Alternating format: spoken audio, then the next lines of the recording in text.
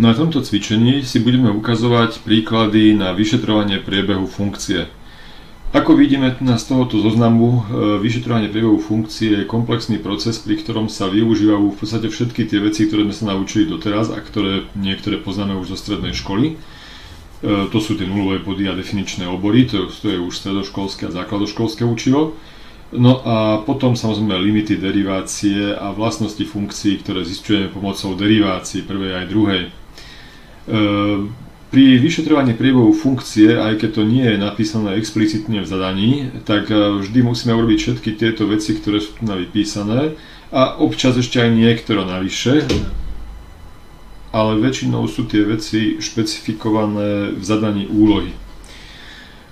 Napríklad veľmi často sa vyžaduje explicitne aj nájdenie bodov nespojitosti danej funkcie. Tu na to napísané nie je explicitne, ale na druhej strane máte tu napísané nájdenie asymptót bezsmernice a keď hľadáte asymptóty bezsmernice, tak tie môžu byť iba v bodoch nespojitosti.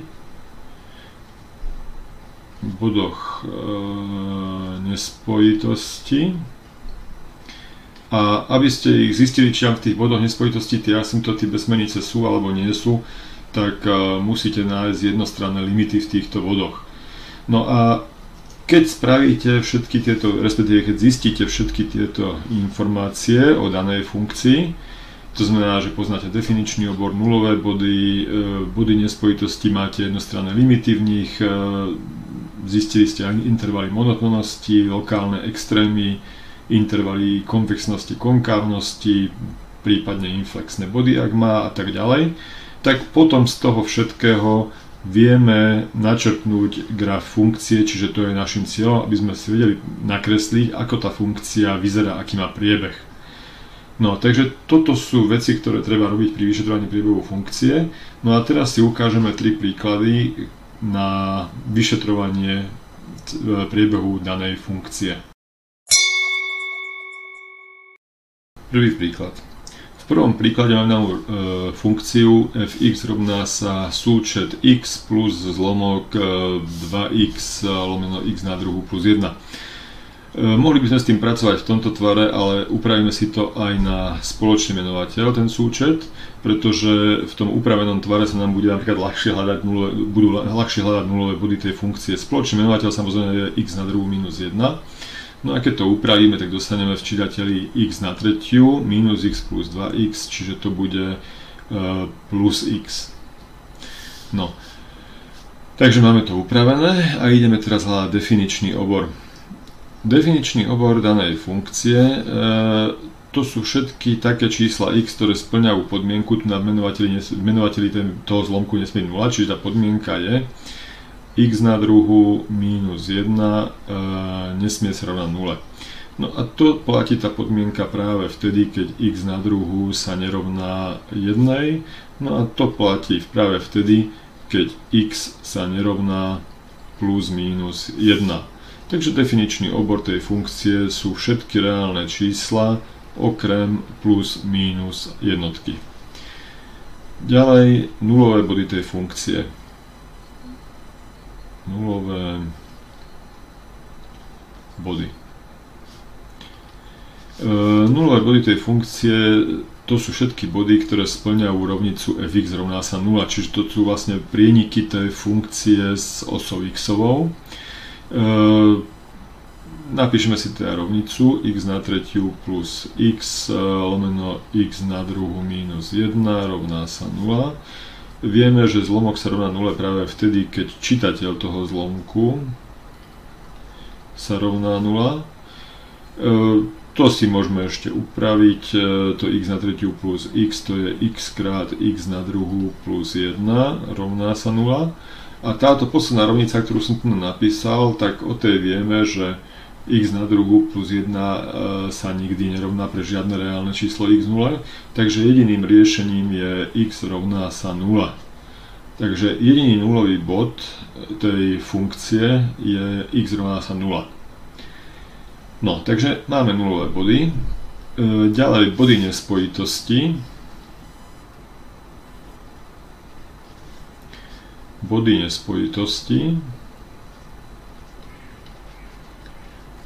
To sú body, v ktorých tá funkcia nie je definovaná, takže to sú body plus, minus 1. Tie budeme potrebovať potom neskôr pri asymptotách bez smernice na to, že budeme zisťovať jednostranné limity v týchto bodoch a na základe tých jednostranných limit v bodoch nespojitosti zistíme, či tam má alebo nemá asymptotu bez smernice. Takže to budeme robiť až na záver príkladu. Ideme teraz ďalej, pokračujeme s intervalmi monotónnosti. Čiže ďalší bod, intervaly monotónnosti.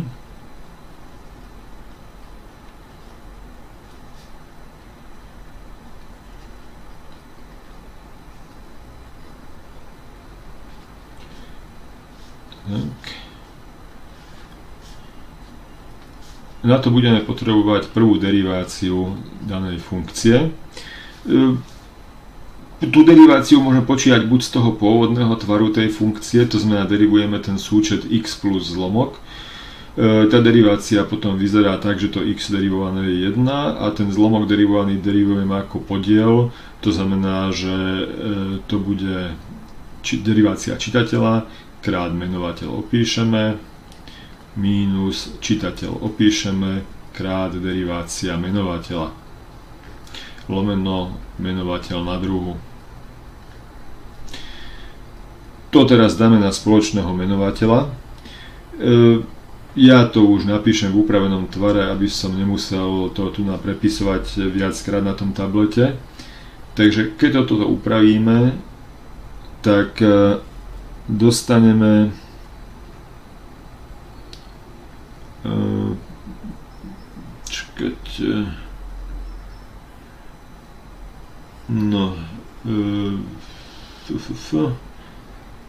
tam ešte tú jednotku budem musieť zarátať. Tak to urobím takto, to bude x na štvrtú minus 4x na druhú minus 1 lomeno x na druhú minus 1 a to celé na druhú. Čiže to som už započítal aj s touto jednotkou, to znamená, že upraviť tento zlomok, ktorý tu mám napísaný, tento druhý zlomok, ten nie je problém, tam proste roznásobíte 2x na druhú, to bude minus 4x, čiže to je minus 4x na druhú a tu bude minus 2. Ale ešte k tomu musíte zarátať aj tú jednotku, čo musí dať na spoločný menovateľ a ten spoločný menovateľ bude práve tá zátvorka x na druhú minus 1 v zátvorke na druhu. No, takže toto máme prvú deriváciu. No a teraz máme riešiť nulové body, tam máme nájsť nulové body, čiže prvé derivácie, čiže to sú tzv. Stacionárne body.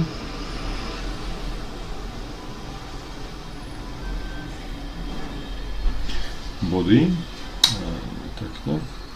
To sú body, kedy prvá derivácia rovná sa 0. Čiže tie stacionárne body sú riešením rovnice x na štvrtú minus 4x na druhú minus 1 rovná sa 0. Tu nás robíme substitúciu t rovná sa x na druhú a dostaneme rovnicu t na druhú minus 4t minus 1 rovná sa 0. No a riešením tejto rovnice použijeme klasický vzorček t1, 2 sa rovná 2 plus mínus odmocnina späť. No, takže takto nám idú riešenia, lenže t rovná sa x na druhu. Čiže v prípade reálnych čísel t musí byť väčšie alebo rovné ako 0. A 2 mínus odmocnina späť je menšie ako 0. Čiže 2 mínus odmocnina späť nie je vyhovujúce riešenie, to je riešenie, ktoré by viedlo ku komplexným koreňom. Takže reálne korene, to x na druhu, teraz odtiaľ toto zoberieme, to x na druhu, jediná možnosť je pre reálne korene sa rovná 2 plus odmocnina späť.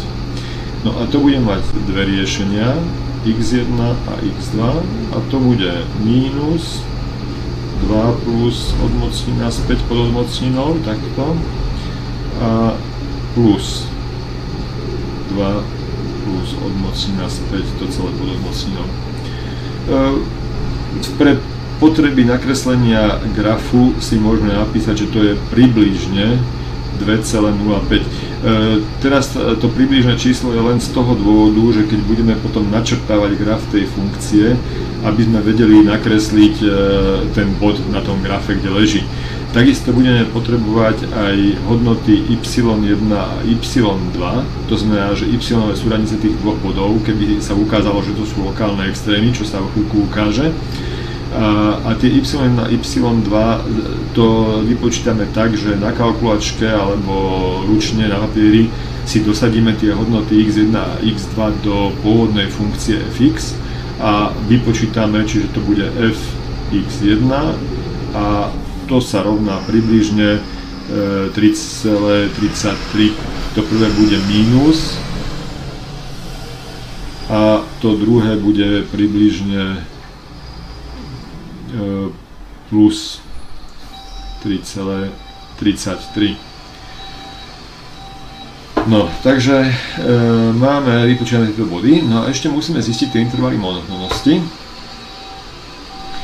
Tie si zistíme tak, že zoberieme tieto dva body, tie stacionárne, ktoré tam máme, plus ešte zoberieme aj tie body, ten definičný obor tej funkcie. Ten definičný obor funkcie, tam nepatrili body minus 1 a 1.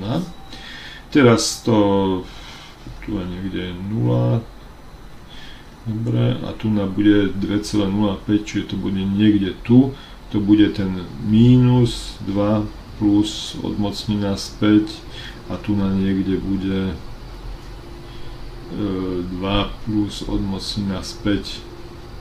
Tak. No a máme teraz intervaly. Prvý, druhý, tretí, áno, tretí, štvrtý a piatý. Čiže dostali sme 5 intervalov a na týchto intervaloch potrebujeme zistiť znamienko prvej derivácie. To znamená, že zoberieme si hociaký bod z toho daného intervalu, dosadíme do prvej derivácie a zistíme, aké tam má znamienko. Keď to urobíme na kalkulačke alebo niekde, alebo možno aj ručne, tak zistíme, že znamienko tu na tom prvom intervale je plus, čiže tam je to kladné, na tom druhom je to záporné, na tom strednom intervale, kde leží aj 0, tam to je najľahšie, tam to je záporné, tam sa čiže sadiť 0 a máme to.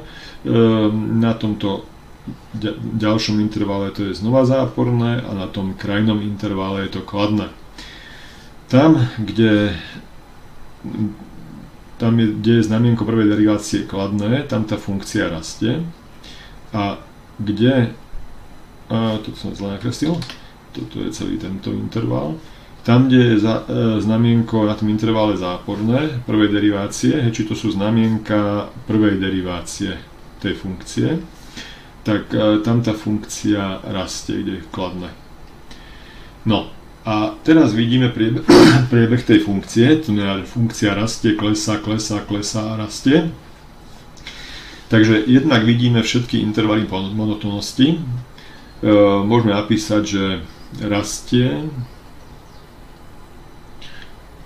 a napíšeme intervaly mínus nekonečno, mínus 2 plus odmocnina späť a ešte ten druhý krajný interval 2 plus odmocnina späť až nekonečno a klesá. To bude interval mínus 2 plus odmocnina späť až mínus 1, ďalej od mínus 1 po 1 a od 1 po 2 plus odmocnina späť. Takže máme všetky intervaly monotónnosti. No a s intervalom monotónnosti hneď aj vidíme lokálne extrémy tej funkcie. Čiže najprv napíšem.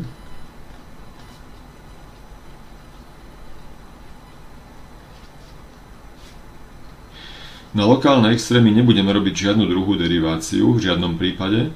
Lokálne extrémy sa zistujú s intervalom monotónnosti, pretože keď si nakreslíte ten priebeh funkcie pomocou tých šípok, tak ako to je tu na tom obrázku vyššie, tak hneď vidíte, že v tomto bode, keď funkcia najprv rastie a potom zrazu v tom bode začne klesať, tak v tom bode musí byť lokálne maximum. Podobne tu na druhej strane, keď tá funkcia najprv klesá v tom bode a tu začne rásť, tak v tomto bode musí byť lokálne minimum. No, v tej minus jednotke a jednotke nebude nič, pretože tam vidíte, že aj zľava, aj správa to poprvé klesá tá funkcia, takže extrém by tam každopádne nebol. A okrem toho minus jednotka a plus jednotka nepatria do definičného oboru, čiže nemôžu to byť ani lokálne extrémy. Lokálne extrémy to sú nejaké body z definičného oboru, pre ktoré platí, že z jednej strany rastie, z druhej klesa, alebo naopak. Takže máme jedno lokálne maximum a to bude v tom bode mínus, ja to napíšem takto, súradnice bodu, mínus odmocnina 2 plus odmocnina späť a y-ová súradnica príslušná, čiže tu bolo to y1, kúsok vyššie je tu napísané a lokálne minimum to bude plus 2 plus odmocnina späť a y2. Takže tu máme lokálne extrémy. Tie budeme potom potrebovať, keď budeme kresliť graf tej funkcie. No, teraz v ďalšom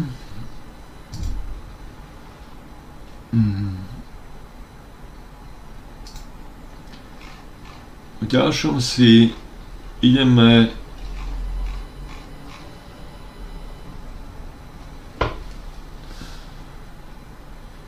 nájsť intervaly konvexnosti a konkávnosti, čiže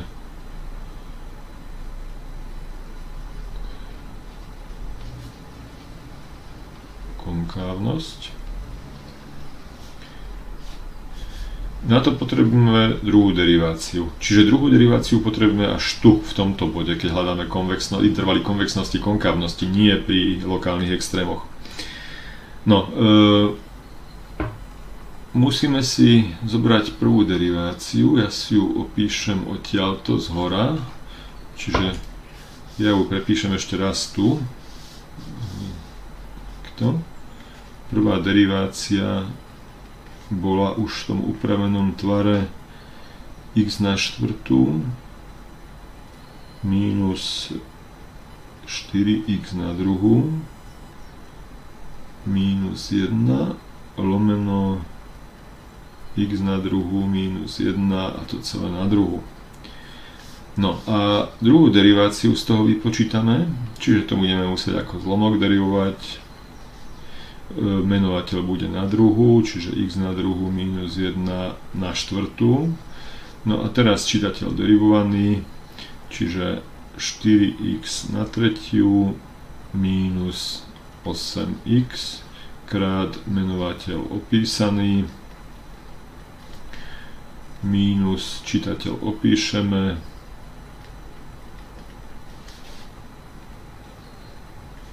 krát menovateľ derivovaný, to bude 2 krát tá zátvorka na prvú a krát derivácia vnútra tej zátvorky. No, toto treba ešte upraviť. Tie úpravy tu vynechám a napíšem tu rovno výsledok. Takže tie úpravy budú, po tých úpravách ten výsledok bude tak 4x, prečo mi to nechce písať? Aha, prepáčte, ja som to akurát trafil na rozhranie medzi dvoma stránkami, takže musíme to posunúť ešte ďalej. Takže to bude tu a druhá derivácia, to ešte raz prepíšem, druhá derivácia a dostanem 4x krát x na druhu plus 3 lomeno x na druhu minus 1 na tretiu. No, to na tretiu, to si môžeme ešte v tom predošlom upraviť, lebo vidíme, že tu máme x minus 1, x na druhu minus 1 v zátvorke, tu máme x na druhu minus 1, aj tu máme x na druhu minus 1. Čiže ja to môžem tu vyškrtnúť, z každého tohoto vyškrtnem jednu tú zátvorku, čiže keď tu máme na štvrtú, tak tu bude na tretiu a tu na toto na druhú bude na prvú. No a tým sa mi to výrazne zjednodušilo tam hore. Takže máme druhú deriváciu. No a teraz potrebujeme nájsť nulové body druhej derivácie, čiže druhá derivácia sa rovná 0 práve vtedy, keď 4x krát x na druhu plus 3 sa rovná 0. Takto. No a vidíme, že táto časť, to x na druhu plus 3, to je vždy väčšie ako 0 pre všetky reálne čísla, čiže jediné riešenie, jediný nulový bod je 0. Tento nulový bod nám rozdelí definičný obor na intervaly, čiže máme tu na tú nulu, tu máme minus 1 a tu máme 1. A musíme si znova zistiť znamienko, ale tentokrát druhej derivácie na tých intervaloch, čiže z každého toho intervalu si dosadíme nejakú hodnotu a vypočítame znamienko. A dostaneme nasledujúce. Tu na tomto intervale to bude mínus, na tomto to bude plus, tu na to bude mínus a tu na tom krajnom to bude plus. Tam, kde je znamienko mínus, znamená, že funkcia je konkávna a tam, kde to je plus, funkcia je konvexná. Čiže priebeh tej funkcie bude takýto. No, takže máme už aj konvexnosť a konkávnosť. Ja to tu môžem ešte explicitne napísať. Sekundu. Čiže konvexná.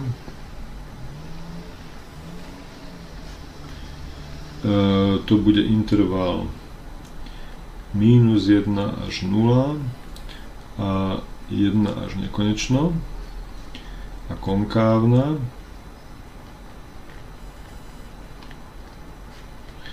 to bude interval minus nekonečno až minus 1 a 0 až 1. Dobre, teraz potrebujeme asymptoty bez smernice. Ops.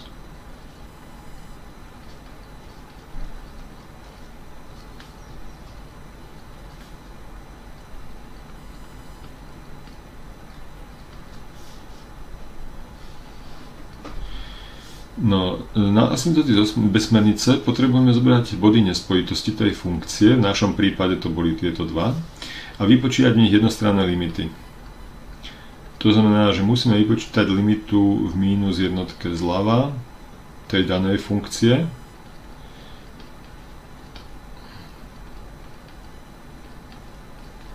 Čo to bola tá funkcia? Ja si ju musím pozrieť. Ja si napíšem v tom upravenom tvare už. To bolo x na tretiu plus 1 lomeno x na druhú minus 1.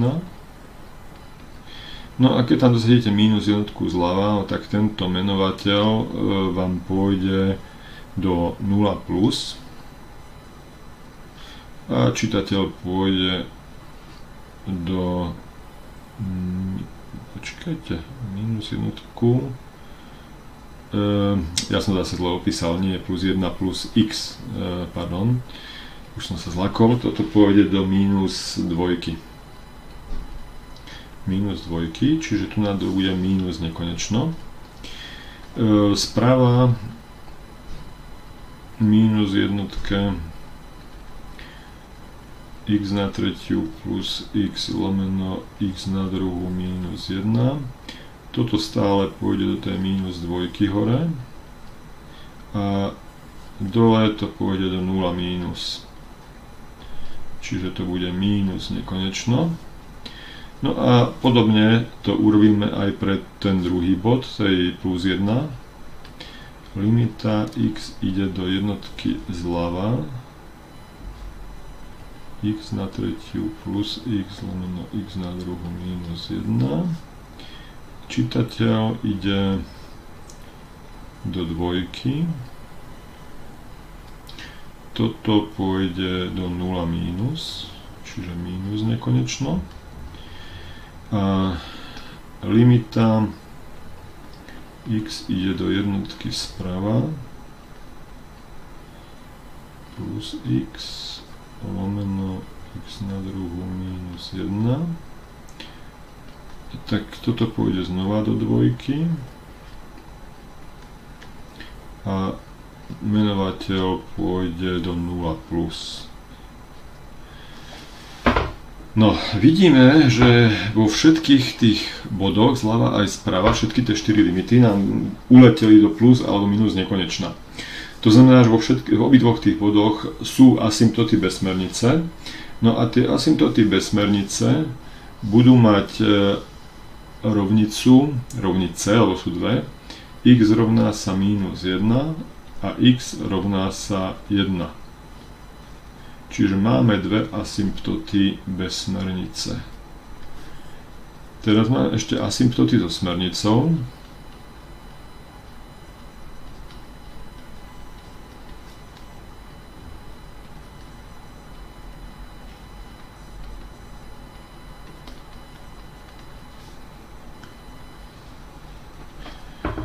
Tak to posunieme. Na asymptoty so smernicou potrebujeme počítať limity. K sa rovná limita x ide plus minus nekonečno fx lomeno x.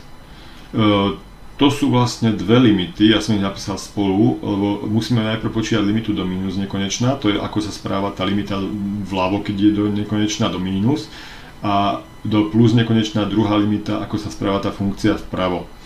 Mnohé tie príklady, ktoré sú tam na stránke na cvičenia, sú tak robené a tak postavené, že keď tá funkcia má asymptotu so smernicou, tak ju má rovnakú na obidve strany. Sú tam, myslím, že aj také príklady, kde to ide na jednu stranu nejaká, na druhú nejaká iná, ale to sú skôr výnimky medzi tými príkladmi. Takže kvôli stručnosti to väčšinou takto píšem spolu. Myslím, že aj v tomto prípade to vyjde rovnako. No, takže ideme si vypísať tú limitu, respektíve tie limity, dve. To bude limita x ide do plus minus nekonečná a teraz to máme tú funkciu x na tretiu, aby som teraz správne opísal, plus x lomeno x na druhú, minus 1 tam bolo, lomeno x, keď to upravíte.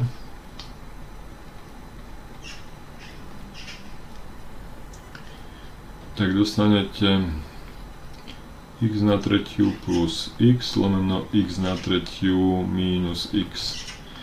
No a to je 1.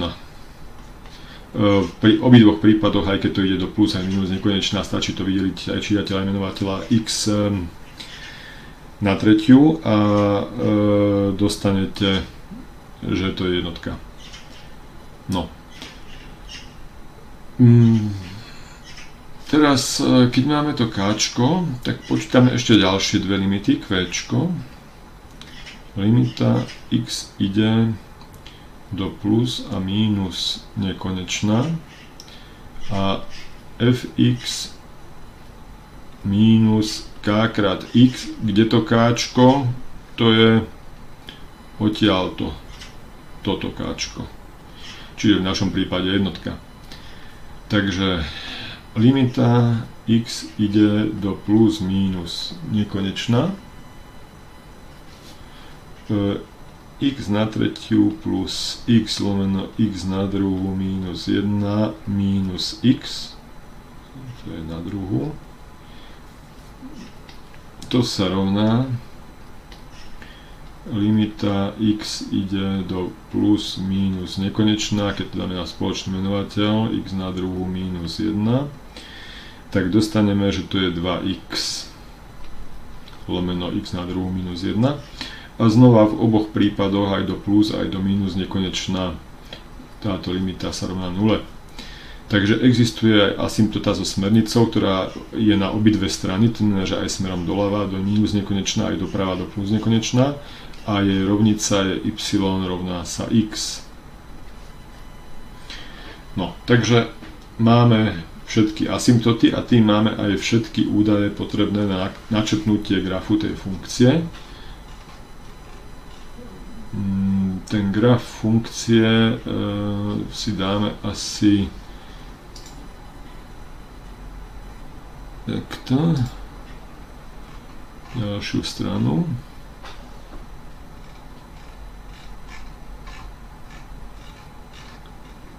Tak, keby som vedel, kde mi začína a kde končí ďalšia strana papiera.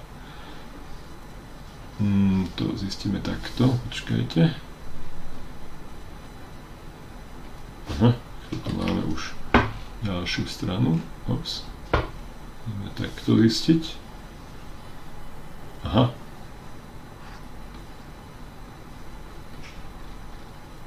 Takže tu. Dobre. Tu mi začína ďalšia strana.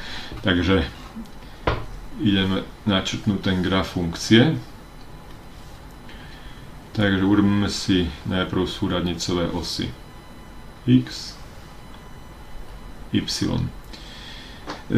Ďalej vieme, že v minus jednotke a plus jednotke, minus 1 plus 1, máme asymptoty. Ja si ich nakreslím takou bledomodrou farbou. No, dúfam, že som sa trafil. Skoro. Takto.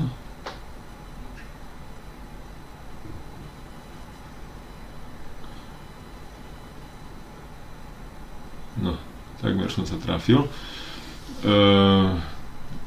Takže urobíme to inak. Toto prehlásime za minus 1, tento bod, tento. Toto bude minus 1 a tento bod, ktorý som teraz trocha posunul, bude 1. Ďalej vieme, že tá funkcia v nule pretína x-ovú os, čiže tu bude 0.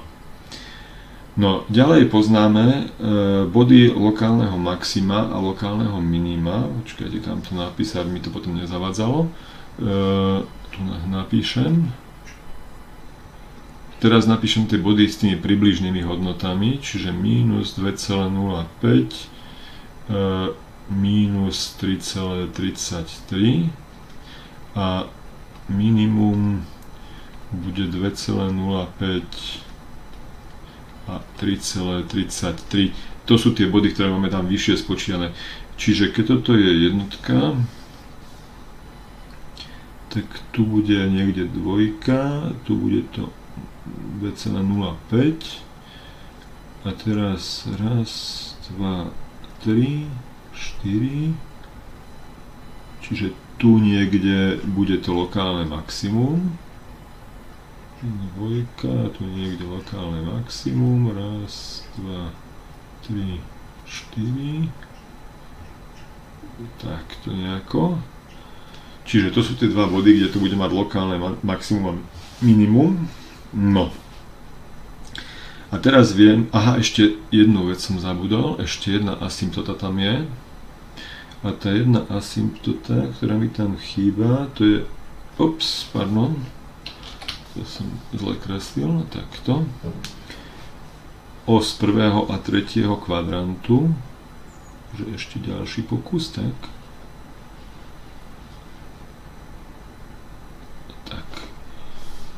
Takže máme asymptoty, ja ich aj popíšem tie asymptoty, aby bolo jasné, že čo je čo. Čiže toto je priamka x rovná sa minus 1, toto je priamka x rovná sa 1 a toto je priamka y rovná sa x. No a teraz môžeme načrtnúť tú funkciu. Takže vieme, že na tomto intervale od jednotky tu nakonverguje do plus nekonečná, ide dole do toho minima a teraz k tomu tejto priamke konverguje a je zároveň, no škaredo to nakreslené, ale je konvexná, to znamená, že je vypukla smerom nahor. Na opačnej strane od minus nekonečná vieme, že tu ide od tejto priamky, že to konverguje k tej asymptote, ide až do toho bodu lokálneho maxima a ďalej konverguje dole k tej asymptote. No a v tom strednom intervale minus 1, 1, tam vieme, že ide odtiaľto plus nekonečná, konvexná, až do toho bodu 0. V tom bode 0 sa mení na konkávnu a ďalej pokračuje do mínus nekonečná. No. Až na to, že to je teda kreslené od ruky, je to takto to zhruba vyzerá. Čiže nezabudnite, keď budete na písomke robiť takéto príklady, všetky kľúčové body musia byť na grafe vyznačené. To znamená, že bude tam vyznačená minus jednotka, 0 jednotka na x-ovej osi. Budú tam označené tieto body, ja si ich takto označím, čiže toto bude ako x max a tento bod bude ako x min. A buď to bude priamo v tom obrázku, tie súradnice tých bodov, alebo budú napísané tak, jak ich ja mám tu, že niekde bokom si ich napíšete. Tu nás sú napísané tie body iba s približnými súradnicami, čiže toto nie je presne 2,05 a 3,33 ten bod. Ten bod v skutočnosti má súradnice tie, čo sme si spočítali, tie lokálne extrémy. Čiže tie body lokálnych extrémov sú tieto tu, hej, čiže toto je označené ako to x max, tam niekde ďalej, a toto bude to x min. Čiže toto sú presné hodnoty tých bodov, čiže tá x-ová súradnica je minus odmocnina 2 plus odmocnina späť pod to odmocninu a tak ďalej. No, takže to je k vyšetrovaniu priebehu všetko. A samozrejme tie intervaly, kde to je konvexné a konkávne, musíte aspoň približne dodržať. To znamená, že tam sa to strieda, tam vidíte, že tu na to je konkávne, na tomto intervale konvexné, tu na tomto intervale to bude znova konkávne a tu na to musí byť zase konvexné tá funkcia. To je k tomuto príkladu všetko. Druhý príklad. V druhom príklade máme danú funkciu fx rovná sa x krát e na mínus x na druhú lomeno 2. Tak najskôr definičný obor. Definičný obor budú všetky reálne čísla, pretože máme tam súčin x a nejaká exponenciálna funkcia a aj x aj exponenciálna funkcia je definovaná pre všetky reálne čísla x. Nemáme tam menovateli žiadny výraz, ktorý by mohol byť rovný 0, takže nie sú tam žiadne obmedzenia pre reálne čísla x, čiže definičný obor sú všetky reálne čísla. Ďalej nulové body.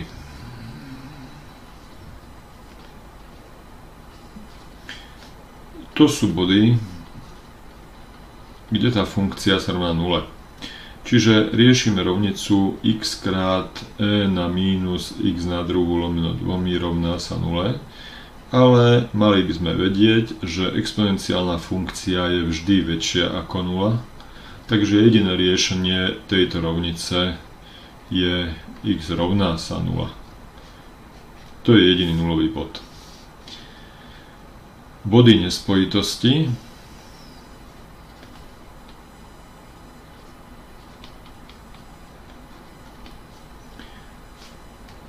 Tá funkcia body nespojitosti nemá, pretože je definovaná na všetkých reálnych číslach.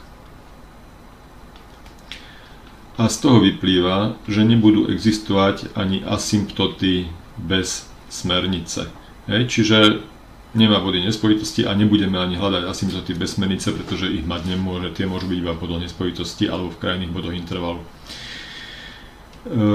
Intervaly monotónnosti.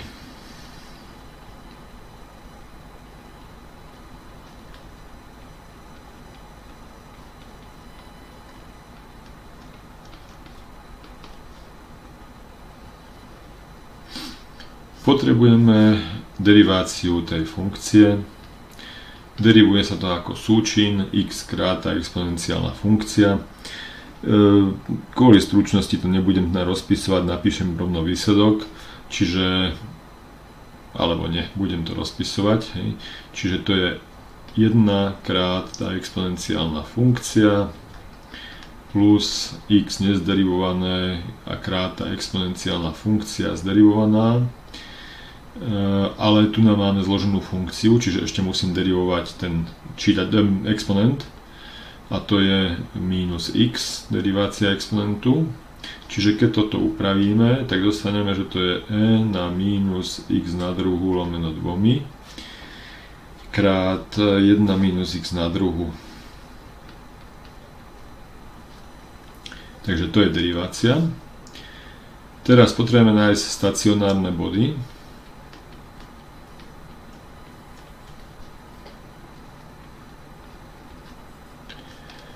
To sú body, kde prvá derivácia sa rovná 0. Čiže riešime rovnicu e na minus x na druhu lomeno 2 krát 1 minus x na druhu rovná sa 0. Podobne ako predtým, exponenciálna funkcia je vždy väčšia ako 0, takže jediné riešenia tej rovnice sú z tohoto. A dostaneme x1 rovná sa minus 1 a x2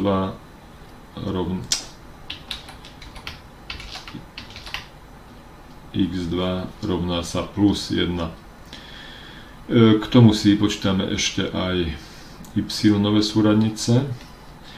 Tá y-nová súradnica, dosadíme to do tej pôvodnej funkcie, to bude minus 1 krát e na minus 1 polovicu, čiže minus, ja to napíšem takto, a y2 je 1 lomeno odmocniac, tu som to zle napísal, odmocniac e.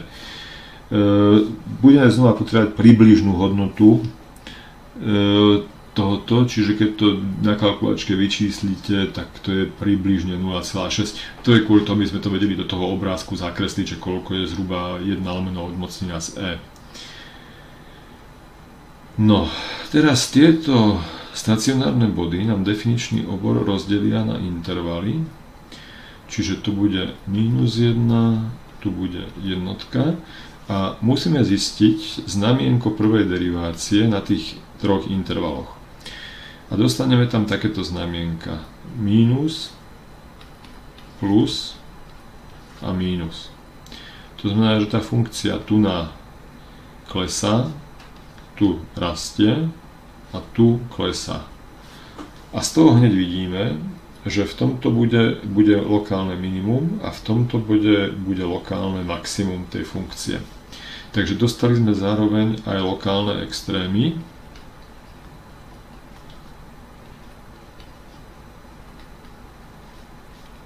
Tej funkcie. A tie lokálne extrémy, ja si ich označím takto, max, to bude ten bod 1 lomeno odmocnina z e a minimum bude ten bod minus 1 lomeno odmocnina z e. Tie potom použijeme neskôr pri kreslení grafu tej funkcie.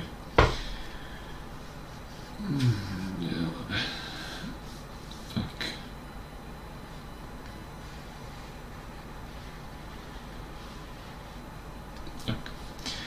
Ďalej potrebujeme konvexnosť a konkávnosť vyšetriť.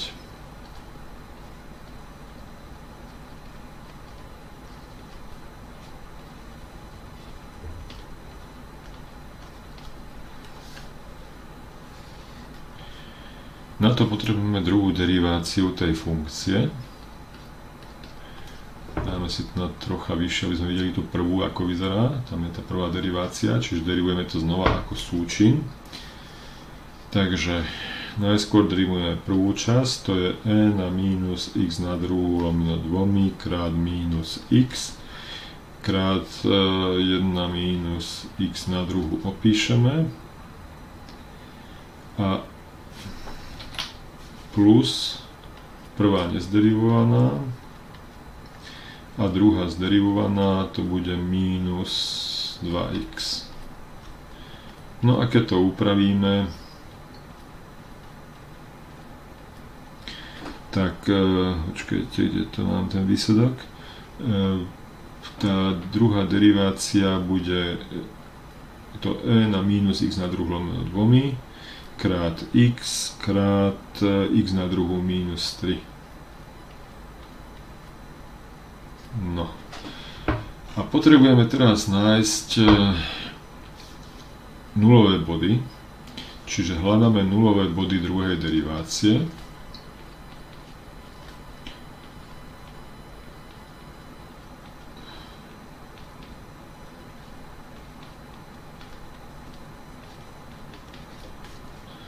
A odtiaľto dostávame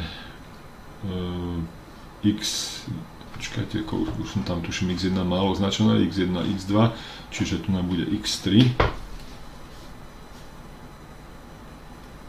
x3 rovná sa 0 a odtiaľto dostaneme dve riešenia, x4 rovná sa minus odmocnina z 3 a x5 rovná sa plus odmocnina z 3.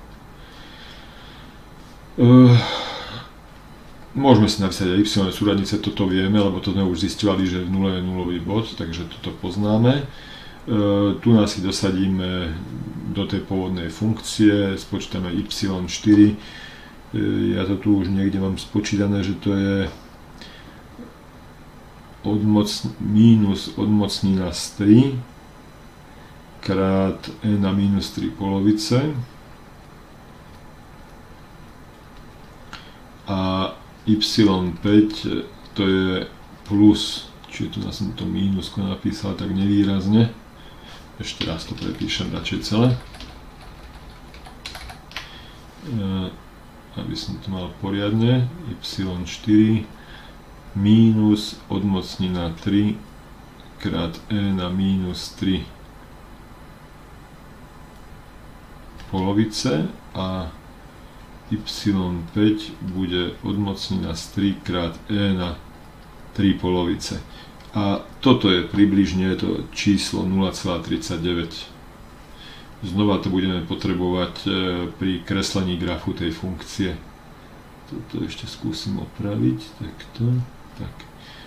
Čiže toto budú body, kde sa bude meniť z konvexnej a konkávnu. Pridáme si tam ďalšiu stranu. Tak, počkajte chvíľku, skúsime takto, že kde mi začína tá strana. Tak. Čiže tu na niekde bude ďalšia strana. Ups.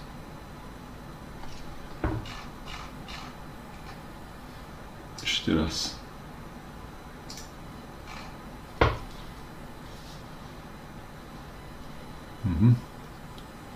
Takže tu začína ďalšia strana. Keď si to napíšeme, tak nakreslíme, že ak nám rozdelí tie body definičný obor, tak mínus odmocnina z 3, 0 plus odmocnina z 3 a zisťujeme znamienko druhej derivácie na tých intervaloch. No a zistíme, že tu nám bude znamienko mínus, tu bude plus, tu bude mínus a tu bude plus. Čiže takéto znamienka budeme na tých intervaloch. A odtiaľ vieme, že kde je mínus, tam bude konkávna a kde je plus, bude konvexná. Tak. No a teraz asymptoty. Ja to napíšem rovno tu. Už sme spomínali, že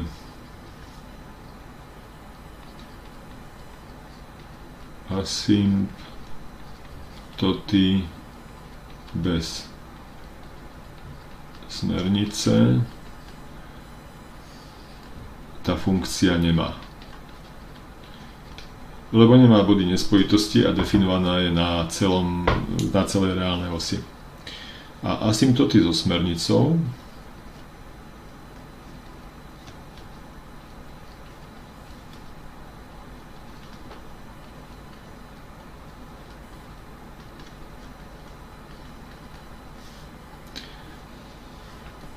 No a musíme počítať tie limity tak ako predtým.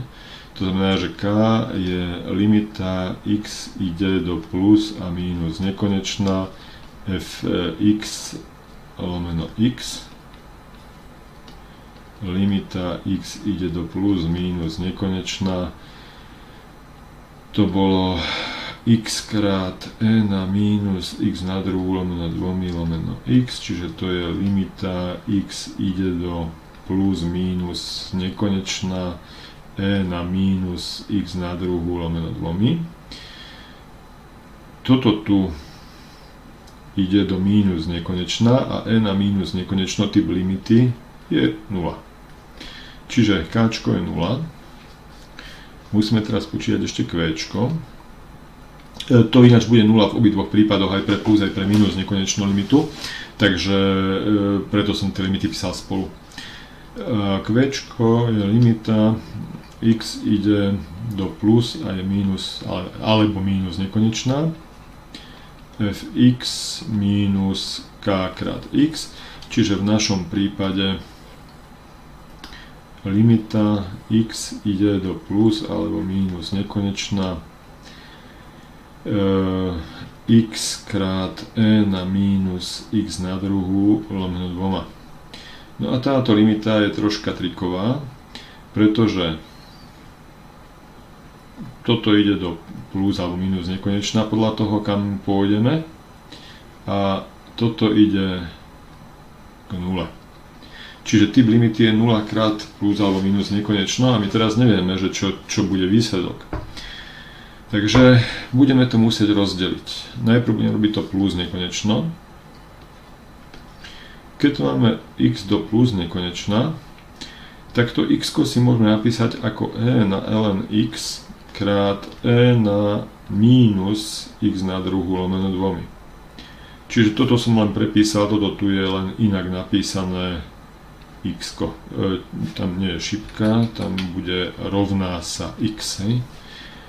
No a toto keď dáme dohromady, tak to je limita x ide do nekonečná e na ln x mínus x na druhú lomeno 2. To sa rovná limita x ide do nekonečná, inak som to chcel dať, e na x tu je spojitá funkcia, čiže to je e na limita x ide do nekonečná ln x mínus x na druhú lomeno 2. A toto máte teraz nekonečno mínus nekonečno. Ono to ešte stále môže vyzerať, že teda to nie je v poriadku, ale my si môžeme pomôcť takto. Počkajte, to zase posuniem. My si môžeme pomôcť tak, že zoberieme si to limitu ln, zle som tu napísal, ln x, tu mala byť tá zátvorka, mínus x na druhú lomeno 2. Dáme si to teraz lomeno x krát x. A môžeme tu napísať takto. ln x lomeno x mínus x lomeno 2 krát x. No a teraz toto už je limita, ktorú vieme povedať, čomu sa rovná, pretože podľa tých vzorcov, ktoré sme mali pri limitách, toto ide k 0, keď x ide do nekonečná. Toto ide do mínus nekonečná a toto ide do plus nekonečná. Čiže už nemáme limitu nekonečno mínus nekonečno, ale už máme limitu mínus nekonečno krát nekonečno. A táto limita je mínus nekonečno. Čiže keď sa vrátime späť k tej predchádzajúcej limite, tak tá predchádzajúca limita to je e na toto tu. V tomto prípade to bude mínus nekonečno. Ja to napíšem inak, toto som nenapísal dobre s týmto. Táto limita tohoto výrazu pôjde do mínus nekonečná. To je to, čo sme urobili tu na o kúsok nižšie, čo sme spočítali. Hej, čiže to je táto limita.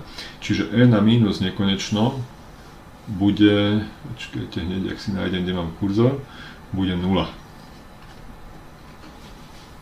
Takže pre x idúce do nekonečna sme dostali, že to q sa rovná 0. Keď x ide do mínus nekonečna, tak to x si môžeme napísať ako mínus e na ln v absolútnej hodnote x.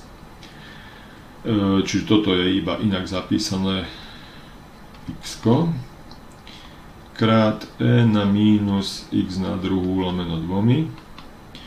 To sa rovná limita x ide do mínus nekonečna. Kam je zase uletel kurzor? Mínus e na ln x v absolútnej hodnote mínus x na druhú lomeno 2. A tie ďalšie úpravy sú v podstate tie isté, ako sme mali predtým, čiže zase nám bude 0. Takže pre x ide do mínus nekonečna, takisto dostaneme q, že sa rovná 0. Takže v oboch prípadoch, aj pre plus, aj pre mínus nekonečno, dostaneme asymptotu so smernicou y rovná sa, nie x, y rovná sa 0, lebo aj k bola 0, som sa pomýlil s predošlým príkladom, y rovná sa 0. Takže to je x-ová os. Takže to bude asymptota so smernicou. No a teraz si pridáme ďalšiu stránku semka. Kde sme? Sekundu, musím si zistiť, kde mi začína tá strana. Počkať. Kam to pridalo? To nebolo dobre. Aha, tu. Takže tu mi začína ďalšia strana. Takto. Takže tu si načrtneme graf tej funkcie. Takže začneme tým, že nakreslíme súradnicové osy. Y-ová, X-ová.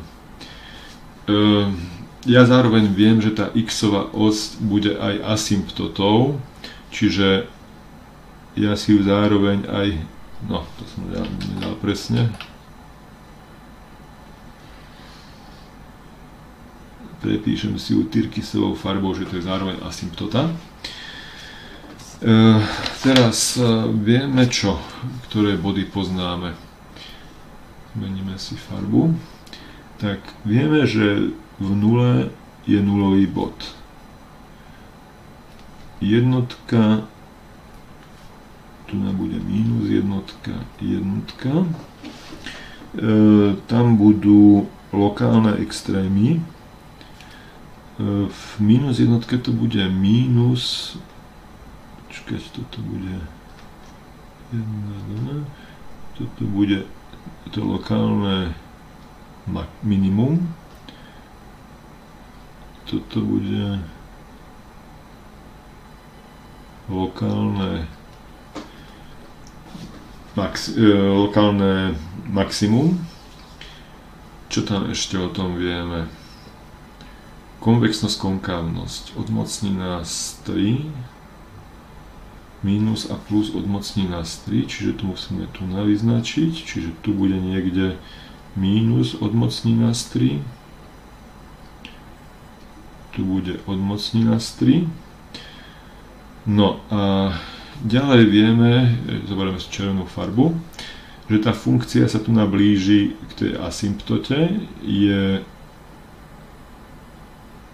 tam je konkávna, tu sa mení na konvexnú, pardon, tak to je naspäť z tomto bodu, ešte raz, čiže tu ide od tej asymptoty, v tom bode odmocnina z 3 sa mení na konvexnú,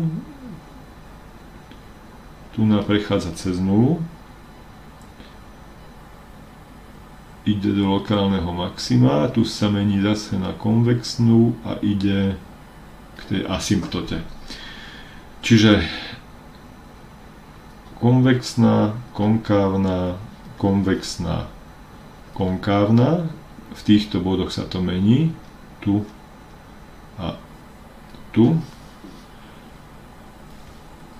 Toto je lokálne, počkaj, kde máme zase kurzor, x min, tento bod bude x max, súradnice sú napísané tam vyššie v riešení.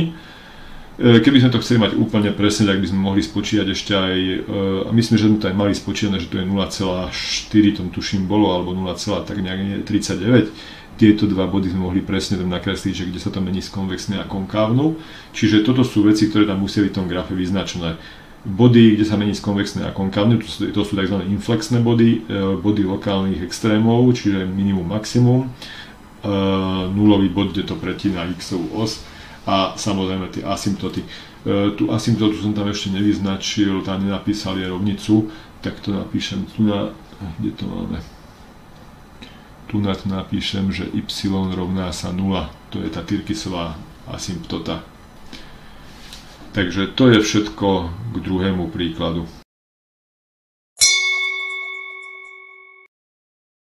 Tretí príklad.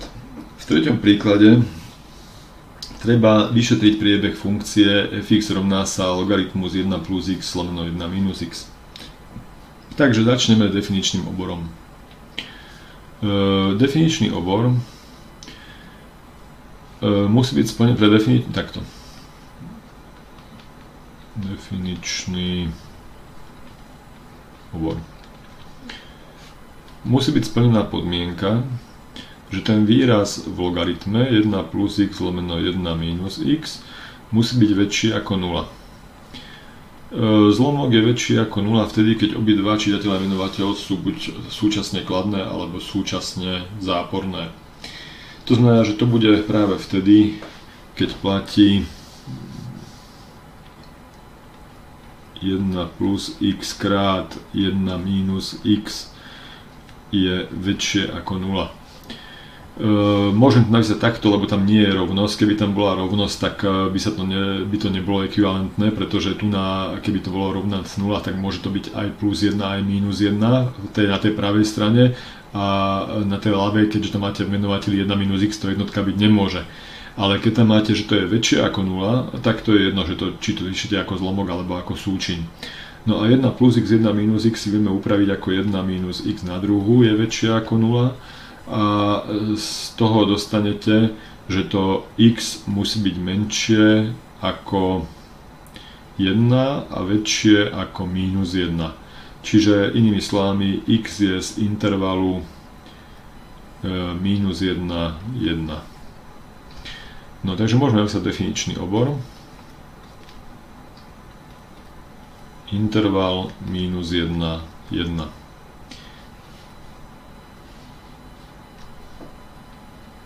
Body nespojitosti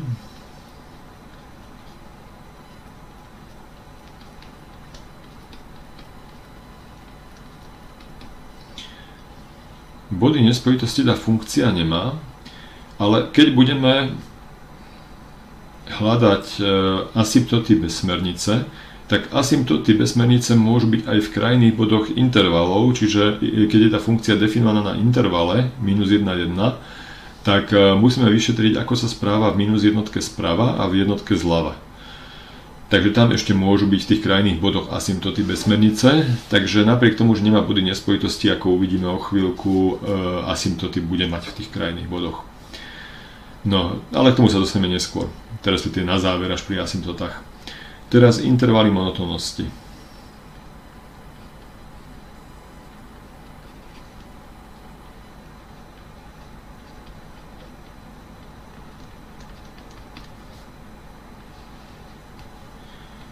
Na to potrebujeme deriváciu tej funkcie.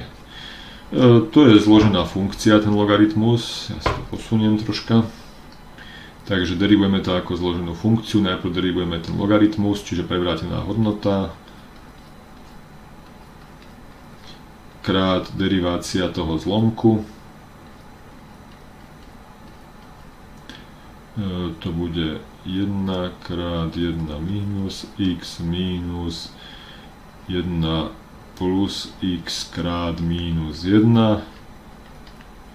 Keď to upravíme, tak dostaneme, že to je 2 lomeno 1 minus x na druhu.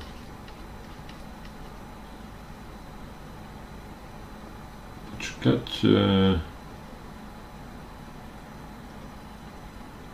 Áno, dobre som to napísal, to je už upravený tvar. Takže máme deriváciu tej funkcie.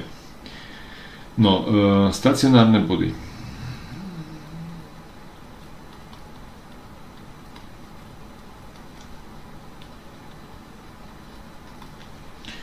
To sú body, kde sa prvá derivácia rovná 0. Lenže, keby sme riešili rovnicu 2 lomeno 1 minus x na druhu rovná sa 0, tak zistíme, že táto rovnica nemá riešenie, lebo to x je iba z intervalu od minus 1 po 1, čiže menovateľ je tam vždy kladný, čitateľ je vždy kladný, čiže nikdy sa to rovná 0 nebude, pretože zlomok sa môže rovnať 0 iba vtedy, keď čitateľ je rovný 0. Čiže nemá to a zároveň vidíme, že platí derivácia tej funkcie je vždy väčšia ako 0 pre všetky x z definičného oboru. Čiže na df fx rastie. Čiže tá funkcia bude stále rastúca na celom definičnom obore a tým pádom ani nebude mať lokálne extrémy. Takto. Napíšeme hneď ďalej. Čiže lokálne extrémy.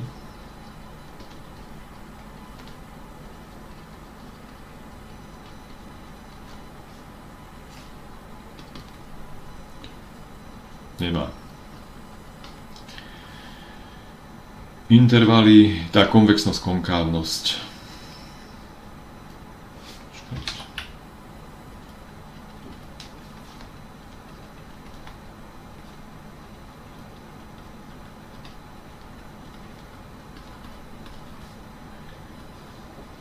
No, na konvexnosť, konkávnosť potrebujeme druhú deriváciu. Ja si to ešte raz napíšem, tú prvú.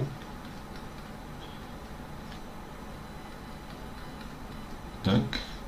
A ideme počítať tú druhú. Ten výraz, čo je tá prvá derivácia, si môžeme napísať takto, že to je 2 krát 1 minus x na druhú na minus prvú a derivujeme to ako zloženú funkciu, nie ako zlomok. Čiže to bude minus 2 krát 1 minus x na druhú na minus druhú krát minus 2x. Takže keď to upravíte, tak to bude 4x lomeno 1 minus x na druhú, to celé na druhú. To je druhá derivácia. No, teraz potrebujeme nulové body druhej derivácie, čiže druhá derivácia sa rovná 0.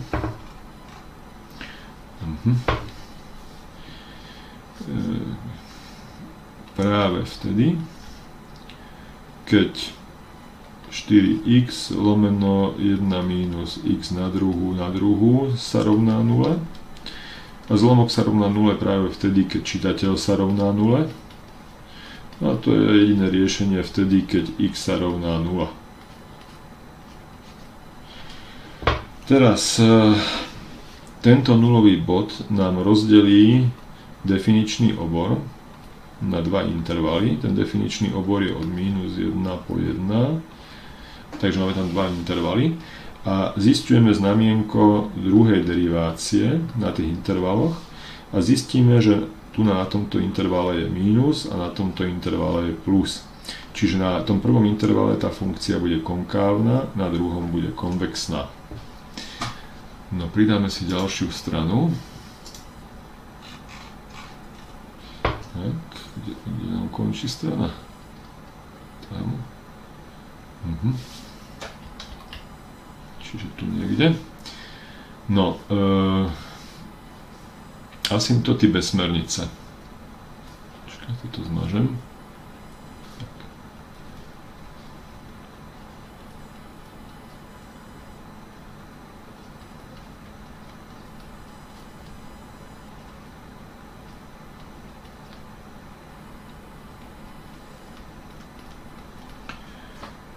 Už sme si povedali, že body nespojitosti nemá, ale má krajné body intervalov, čiže musíme vypočítať limity. X ide minus jednotke sprava, fx, to je limita, x ide minus jednotke sprava, to bol logaritmus 1 plus x lomeno 1 minus x. No a keď ideme do minus jednotky sprava, tak toto pôjde do 0 plus a toto pôjde do dvojky. Čiže v tom logaritme bude vlastne 0 plus. No a vieme podľa toho, ako vyzerá graf logaritmu, že keď argument logaritmu ide do nuly sprava, tak logaritmus ide do mínus nekonečna. No a ešte potrebujeme ten druhý krajný bod, jednotka zľava.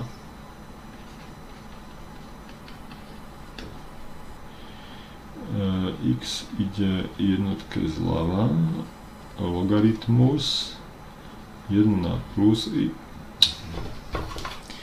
1 plus x lomeno 1 mínus x. No a keď ideme do jednotky zľava, tak toto pôjde k dvojke a toto pôjde k 0 plus. Tak, čiže argument toho logaritmu pôjde do nekonečna. A keď ide logaritmus do nekonečna, argument logaritmu do nekonečna, ak vieme z grafu logaritmu, že hodnota ide tiež do nekonečna. Takže vidíme, že na obidvoch stranách nám to uletelo. Asymptoty so smernicou.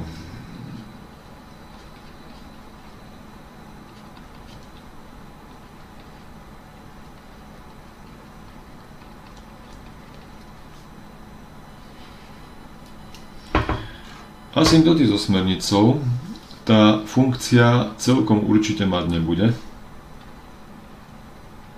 Nemá. Pretože df je interval od minus 1 po 1. A asymptoty so smernicou sú priamky, ku ktorým sa tá funkcia blíži, keď x ide do plus alebo minus nekonečná. Ale ako vidíme, v našom prípade to x určite nepôjde do plus minus nekonečná, pretože my sme limitovaní na intervale od minus 1 po 1. Takže asymptoty so smernicou nemusíme ani hľadať. No a nakoniec si načrtneme graf tej funkcie, takže začneme znova súradnicovými osami. Čakaj, neviem to. X-ová, Y-ová. Načrtneme si tam tie asymptoty, minus 1 po 1. Takže toto bude minus 1. Aby to bolo približne rovnaké. Po 1. Dobre.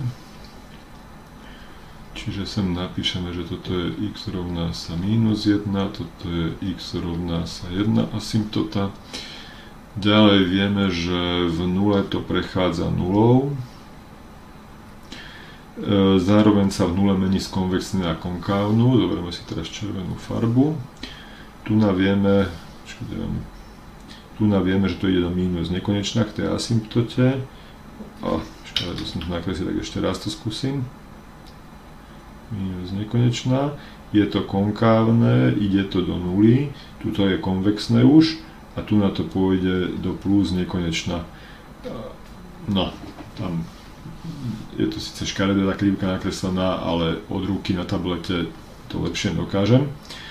Lepšie si to môžete nechať vykresliť na počítači nejakým programom. Takže Tu v podstate lokálne extrémy nemáme, nulový bod tam vyznačený je.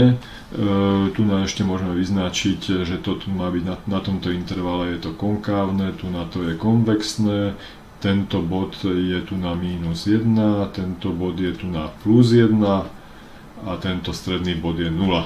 No a tým je všetko podstatné tam zakreslené. To znamená, že je tam vidno, kde funkcia rastie, kde je konvexná, kde je konkávna, kde pretína x-ovú os.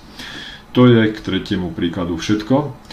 Takže zvyšné príklady si skúste vyriešiť sami z tých, čo sú na mojej stránke. Máte tam aj výrazne ľahšie príklady ako to, čo som teraz ukazoval, a sú tam aj troška ťažšie príklady ako to, čo som tu ukazoval. Ďakujem za pozornosť.